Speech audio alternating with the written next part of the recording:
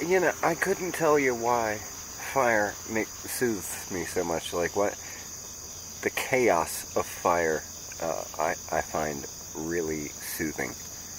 Like if my mind is in chaos, staring at fire and tending to fires, and controlling fires. I think that's what it is. I think that's exactly what it is. I am super obsessed and comforted by fire because it is this seemingly uncontrollable thing. It's a dangerous, scary thing. It can hurt you, but but if you play by its rules and you're careful, you can control it and you can make it do what you want it to. And I use fire in my art to the degree that my roommate's like, hey, dude, fire can't be like your whole thing. Like, you can't just like always do fire. I'm like, I don't know. Every time I get it. I'm making a mess. You should see the backyard. The back deck is just in shambles. But that'll take me a few minutes. I'll spray it off. It'll be fine. I don't know. Just when he says fire can't be your whole thing. My initial thought is hold my beer. Watch me. I don't know. I really connect with fire. Always have. Since I was a very small child, because I believe that it's about control. I feel completely out of control in my existence, generally, And this is something I can control. This is something I can set up, manage, even though it's totally chaotic. I have control over this because I have the knowledge and the skill developed over years to keep this from becoming a scary situation that's dangerous. And so I think that's why I've been using fire in the art quite a bit. I just thought I'd explain to you. You know what? Another thing. I'm fully self-aware that I am a bad artist. If you have to explain your art, it's not very good art, is it? But I feel the need to explain the art because I'm quite self-aware that I'm a bad artist. Look at the name of the band, Flight of the Chartreuse Kittens. Just look at you know what, I'm not going to explain it because, again, that would just signify that clearly I'm a bad artist. But, yeah, just know the kittens and I are aware. We're aware of it.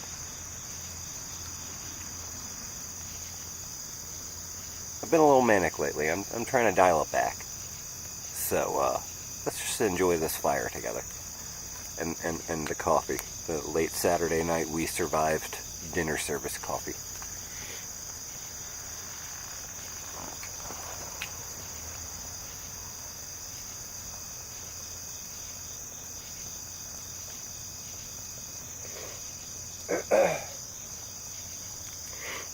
Oh, it was a rough one too. Every Saturday service is rough, but we get it done somehow.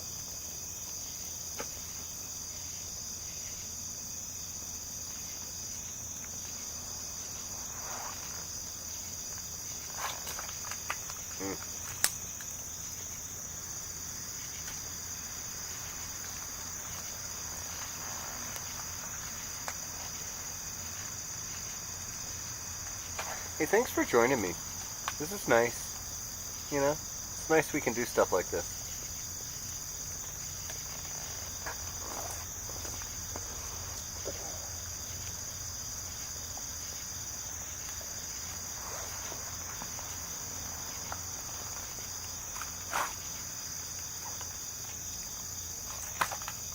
It's sketching again. I don't know if you could see that. The viewfinder for this camera is like screwed, so I can't even see what's in frame and what's not. But I've been sketching again.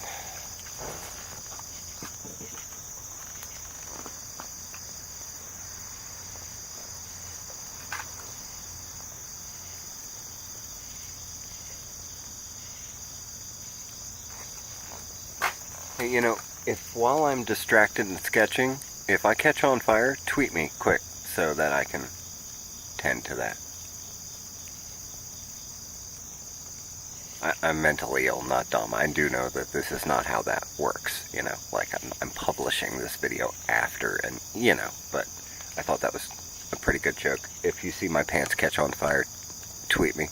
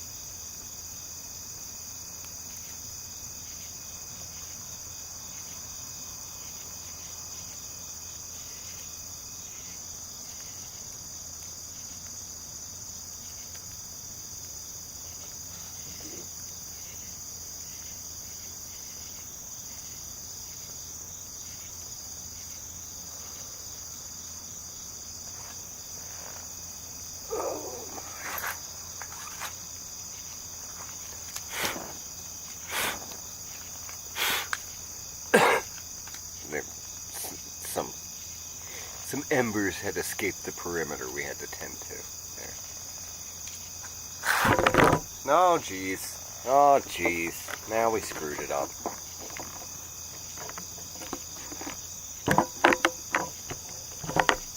Oh, man. This viewfinder is absolutely... It's done. Like, it's just spiderwebs. I can't tell at all. I can't tell at all what's in frame and what's not. This camera is ruined. It's ruined. Paid a couple $100 for that camera. Yeah. I'm hard on things. And people. And places. Thank you, Rocket City. Sorry.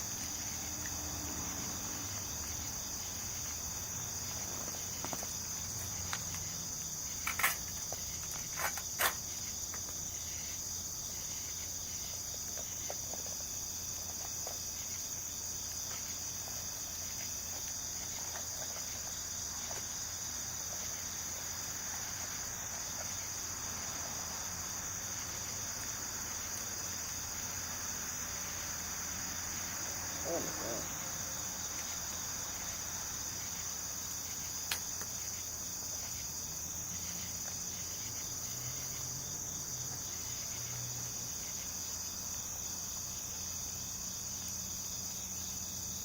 Oh my God. Oh wow, holy crap. Okay.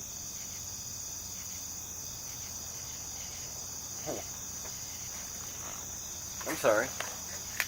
Having conversations with myself off camera. I'm going through notes that I found in a notebook that I recently burned. It was like these were the things that I kept from it, you know. And I figured if for whatever reason you have joined me thus far for the duration of this video, we may as well have sharing time. Let me back this up. Again, I have no idea what is in frame and what is not, because this camera is ruined. It's ruined. Oh, okay. There should be water in this. I usually keep water in that because I'm a safe guy. I'm safety oriented, as you can see. So, right. Oh, Saturday service was rough. So, first thing, we have a song for Cassidy.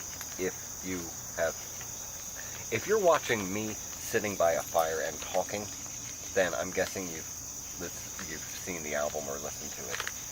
And track 7 on the Debutantes album, a song for Cassidy. Let's explain it, because as I mentioned, I'm a bad artist. My art needs explaining. This one's just fun to explain because it's a deeply personal thing, and you know, why not share deeply personal shit? Again, tweet me if I catch on fire and don't notice. Thank you. So okay, Cassidy is this girl that I don't know that well. You know, like, we have a deep connection, but I don't know her that well. I have borderline personality disorder. That describes my relationship with everybody, including my family. But this girl, she was like this magical pixie that would just show up out of nowhere. Like, when I was down at, that's getting kind of hot.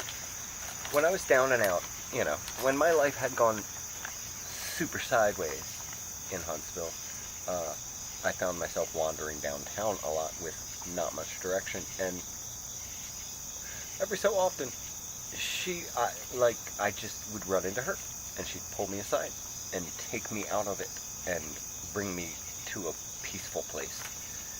And it happened so many times where, like, I felt like I really know this girl, but I don't know this girl. You know, she just kept finding me places and pulling me in. And that's where that lyric of the whole, you know, what I know about you, Cassidy, you pop up every time I find I flipped my lid. That lyric is just referring to the fact that every time I went crazy, for some reason, this blue-haired pretty girl showed up and would be like, hey dude, hey, come back, tether yourself back to reality. We're down here and we miss you. And, like, I don't remember meeting her at any point. It's just a thing, like, our relationship, Cassidy and me, our relationship is based on her finding me at random, in crisis, caring, coming over, engaging with me, and pulling me out of a crisis state. She did that a handful of times. And I don't have any good recollection of meeting her other than those instances. And now we just, you know, we know each other because she's done that for, she like just crisis intervened in my life so many times. And so when I went manic a couple of years ago and had a really strong manic episode, I got booked for this, you know, to do a live show, and hadn't written the songs yet, that sounds like a manic episode thing to do, right? That's what I did.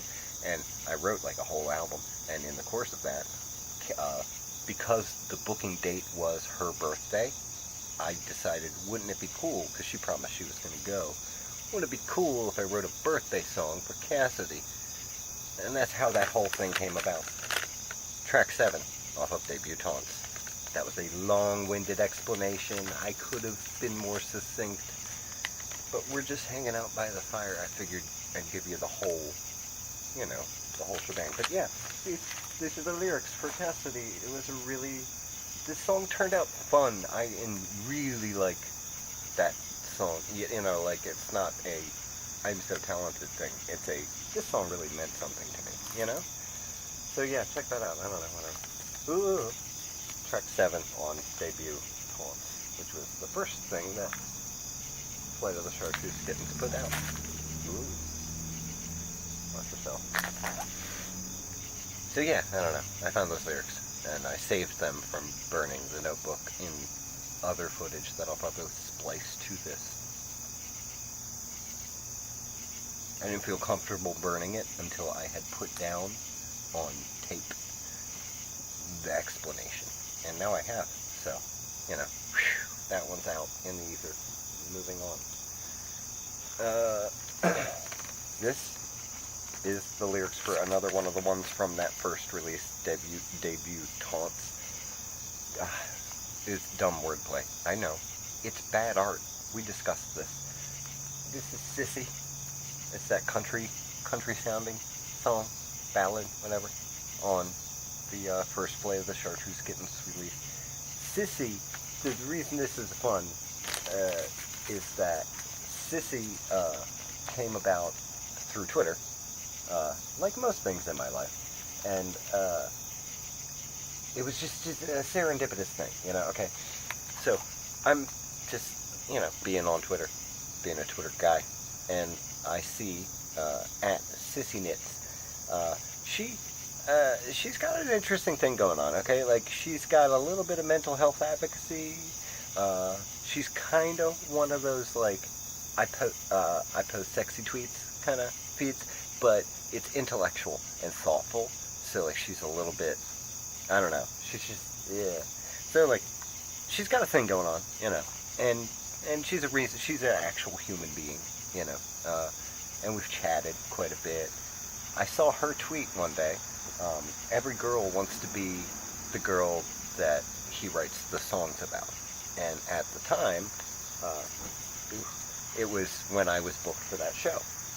And I was writing songs in a manic haze. So I see this tweet about, you know, like her wanting somebody to write songs about her. And so I tweeted her back real close, you know, like real instantly. I was like, what do you want to be referred to as in the song? I'm writing an album right now. And she was like, Sissy's fine. And sent the gif of like a little winky face, you know, because she thought that maybe I was kidding, but maybe I wasn't. And so 45 minutes later. So, okay. Dang it. Lighting. So, she tweets that tweet that I mentioned. 45 minutes later, after our kitschy little interaction, I had Sissy written, because I was manic at the time. And not just written, but like I had it written, and I put a draft and published it on YouTube, and then sent her the link. And I tweeted it recently, you know, like it's still there, you know, like it was just this lovely little exchange where she's like, I want somebody to write songs about me. I was like, I'll do it. And she's like, oh yeah? And I'm like, yeah, here's the song. It was just so delightful. And then the first time that I did this song live at Hops Wild, that was the bar that, you know, the show was going to be at. The first time I did it live, some of the poetry group people were there, and poetry group people, they are very emotional. I mean, you know, that's obvious. But one of them, it just touched her heart, like, real good, you know, it got her deep. Because the lyrics are pretty general, and, you know, it just, Sissy, that one, what was it, track 6 off of debut Taunts, that first album of Flight of the Chartreuse Kittens, which is a mouthful. I know. Like I said, it's bad art. What can you do? But that's how Sissy came about, and those were the lyrics to Sissy, which I didn't want to burn until I had a chance to explain it to you, how Sissy came about. God, this is fun. We should do this more often. I can't believe that you've stuck with me, hanging out by a fire, with a crazy person in a backyard in Alabama. That's just nuts. You have got some problems. And, you know, that's why you're here. That's why you're here. Every time somebody gets involved in, like, being interested in the art that I make, I'm like, oh no, who hurt you? I'm not judging you. Don't worry about that. Okay, this, yeah. Let me tell you what this is. God, we need more. When I'm especially distressed, I sketch. And the thing that I sketch tends to be a semi-Tom Yorkish faceless figure with lines instead of limbs. I don't know why I do that. That's the thing I do. We just need more tinder on the fire. That's why I'm not displeased with that sketch. We'll just make another one that looks about the same, and it'll be fine. I just need more light so that I can tell you about this other goddamn thing. I know that's not going to last very long, but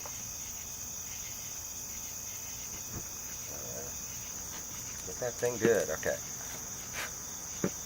So, okay, this is something I'm going to make a song soon, so we don't need to talk about it yet. This is deep. This is the deep stuff. This is the stuff that I was like, well, should we share that? I think I already shared it. I'm pretty sure I read this poem at one of the poetry slams that Kim Casey hosts at the Low Mill Arts and Entertainment Center. See, everything in Rocket City is a mouthful. I'm Joel Elliott. I'm in a band called Flight of the Chartreuse Kittens.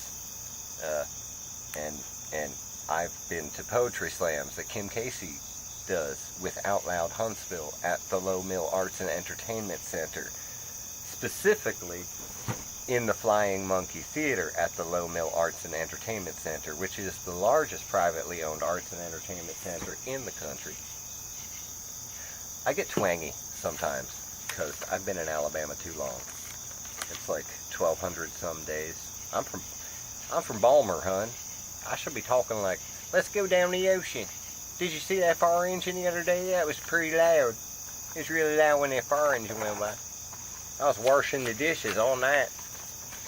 See, I can't even get the twang out of my Baltimore accent now. Oh, God. Alright. Okay. We just need enough light so I can read you this poem, because this one's a deep one, and if you stayed this long, I owe you something worth watching. You know? I appreciate that we spend this time together. And I try to make it worthwhile for you. Oh, now we're just putting the fire out.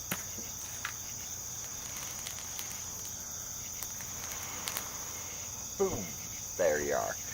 So, this is a poem. I read it at the Poetry Slam. This is depressing as shit. Trigger warning. You might not want to hear this. You know what? This camera's microphone's not that good. You probably can't hear it anyway. This is called What to Live For. I wrote this when I was in a dark place.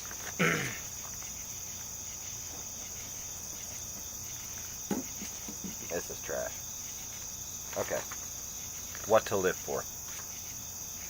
When I was 4, sometime after Clockwork Orange and Helter Skelter, I explored and left my shelter, closed the door, and went to wander. They found me a mile away and brought me back into society. When I was 9, I wasn't sure what was I and what for. And I tried, but the cord gave way and I fell to the floor. Nobody found me. I got up and wandered back into society. At 17, I got tested about feelings and corrected that these feelings are expected out of frequent self-reflection. They found me some pills and I wandered back into society.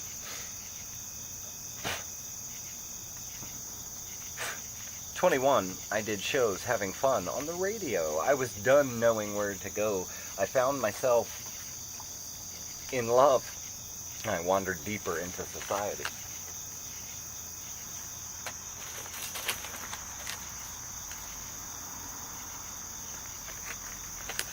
At 34, love was toxic. Nothing more seemed to stop it.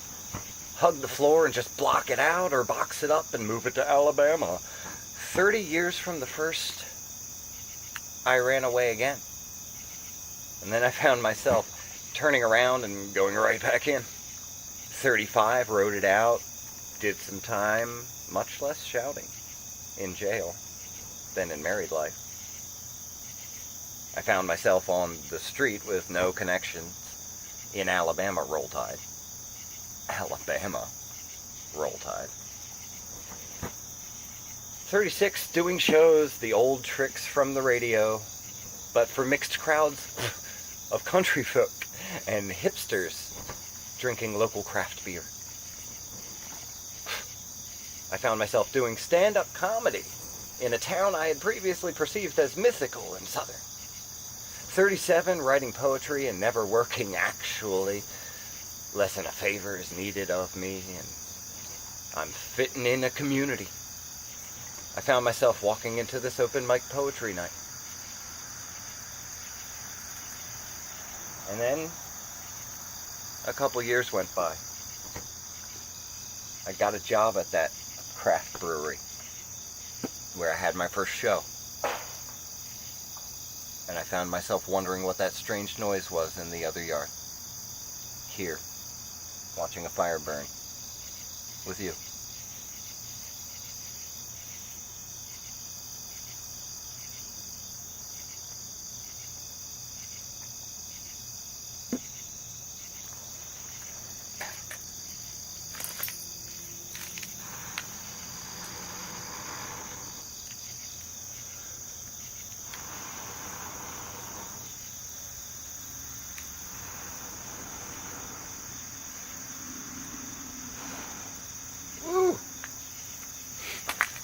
fact that you spend any time watching stuff that I do means that you're probably struggling with some stuff.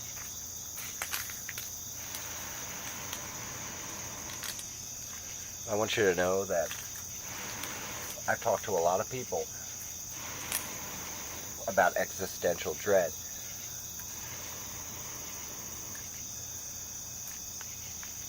And everybody's struggling to keep the fire kindled. It's not just you.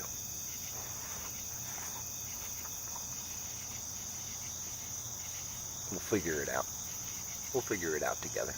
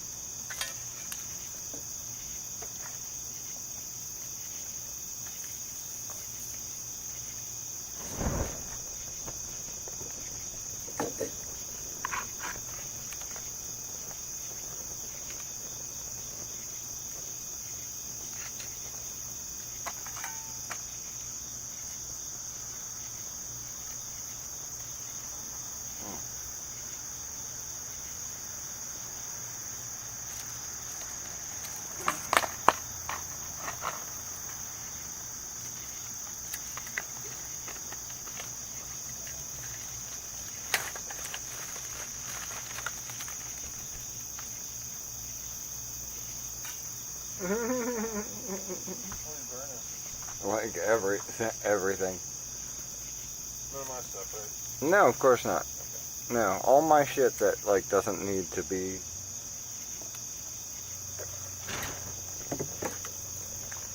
Dude, that laptop burnt weird. You burned a laptop? A new one? No. No, the old one. The one doesn't work anymore. You know, I'm gonna get some water in this guy.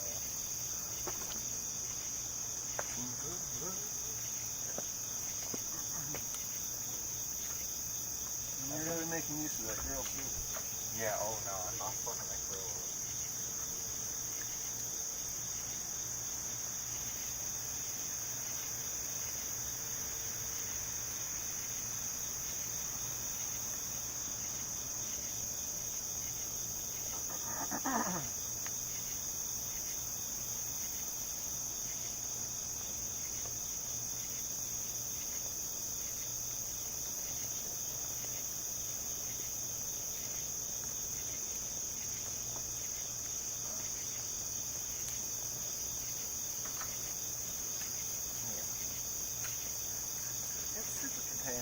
There's a lot of chemical. There's a lot of chemical substances inside laptops that burn like bright white and blue and green, and that was pretty fucking wild. I know. That's definitely toxic. Oh, the hat especially, but the laptop, yes. You know, I was maintaining awareness of my breathing. I breathed in mustard gas once. Not pleasant. Yeah.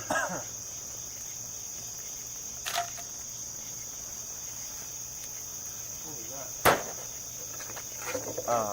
Empty pill bottle. Buying CDs. That, I think, is a blank CD that a huckster sold me. Oh, Jesus. What was that? I don't know. Huh. Oh, that was the CD. It was like, no, I want you to play me. Dude, it's too late now. That's pretty quick, huh? Back in the fire, dude. Ah, God damn it. See, you know, this is why we have a spatula. I just gotta find the spatula.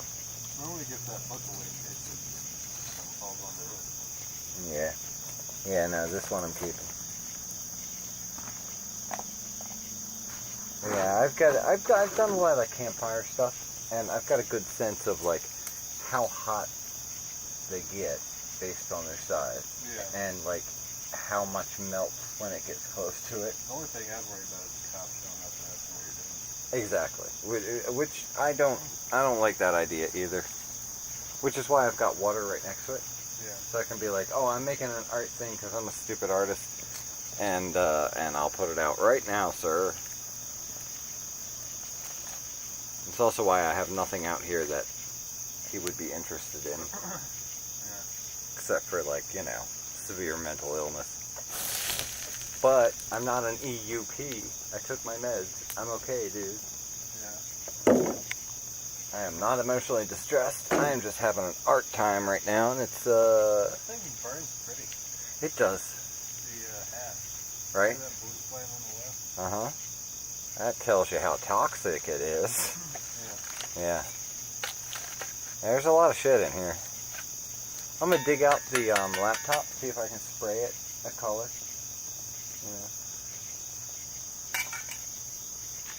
Yeah. What color are you going to spray it, you think? I don't know yet. That probably depends on availability. Careful about your beard. I know. Oh man, beard fires are bad fires. Not that there are good fires. I mean, there are some good fires, like wildfires that clear out brush. But no, beard fires, bad fires.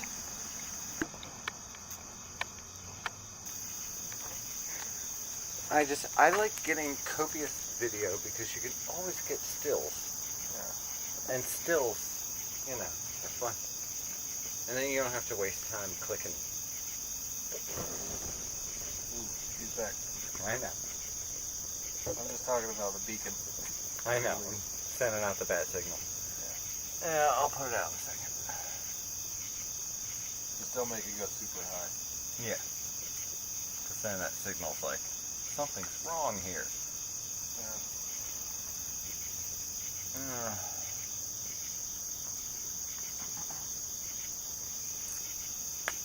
Yeah, that Dell needed ritual destruction for quite some time.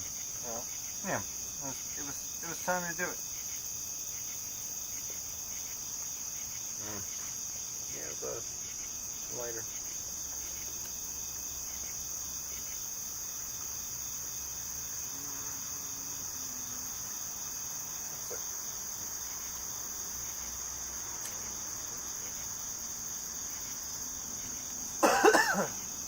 No, I think we've created like a really beautiful mess out of this laptop.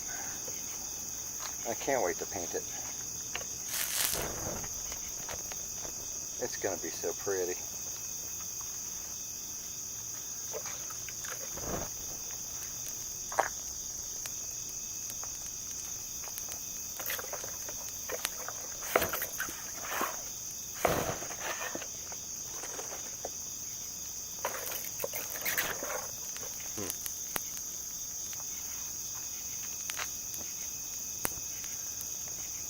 Yeah, right down in that corner there, it just glowed white like thermite or something. it might be probably the battery.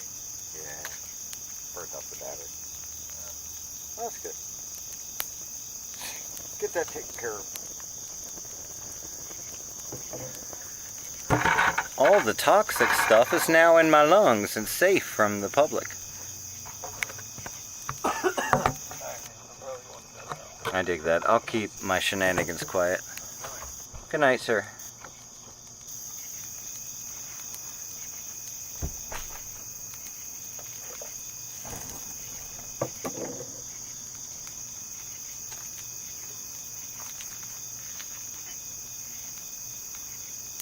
Well, I think we're about done.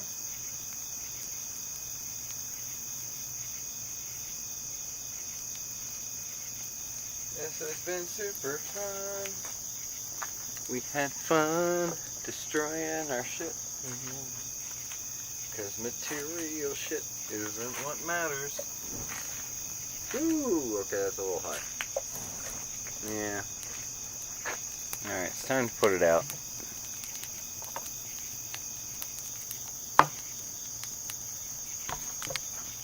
"2018 in a nutshell."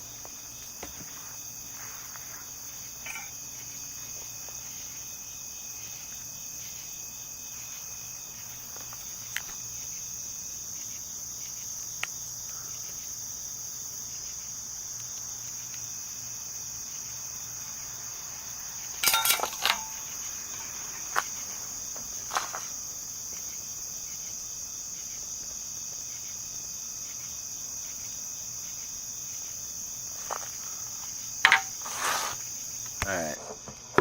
One more boom. One more boom, then a splash. And then it's done. You're supposed to be asleep by now. I don't even know why you're listening to me.